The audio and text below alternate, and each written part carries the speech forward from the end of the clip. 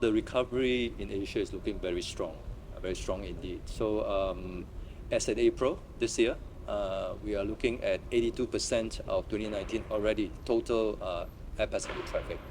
That's of course driven by a very strong domestic recovery. It is already 102% of 2019 domestic in Asia Pacific. International is a bit lower, it's at 66% of 2019, but that's compared with, say, January of 56%, is also a strong recovery. So in a nutshell, it's very, very good. Crucially, flight connectivity needs to come back. And of course, there are so many factors that are involved in airlines putting back capacity. It's not all they are doing or not doing. It's also the infrastructure, the airports, whether the ground handling agent are able to service them. So there are multitude number of factors that needs to be overcome, whether it's manpower or aircraft or supply chain, unlocking all of these hurdles. But otherwise, if we can put back connectivity to meet and absorb the continued pent-up demand, then I think it'll be a good recovery story. There are some constraints in some places. Some people choose not to come back to the aviation industry. It's very sad. But otherwise, I think the industry is going out to kind of bring people back right back into working in aviation. So hopefully over time we will overcome this and make sure that people go through the right training so that they're able to get the job done. So I think everybody is trying to work to overcome the manpower hurdles.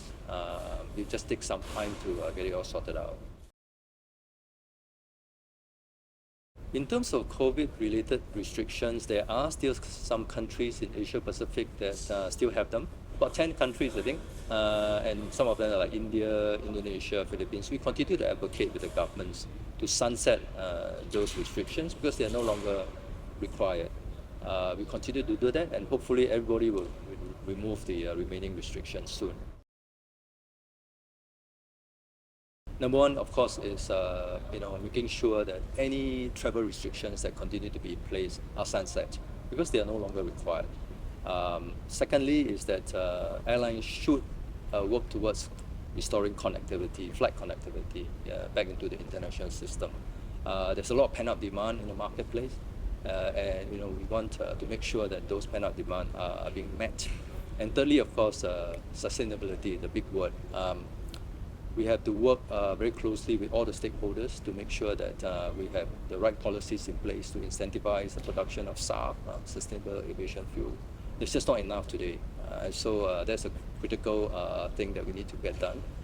Governments need to play ball, incentivize this production. Maybe finally, I'll just add that digital transformation continue to be very important, and it need to be accelerated in this industry.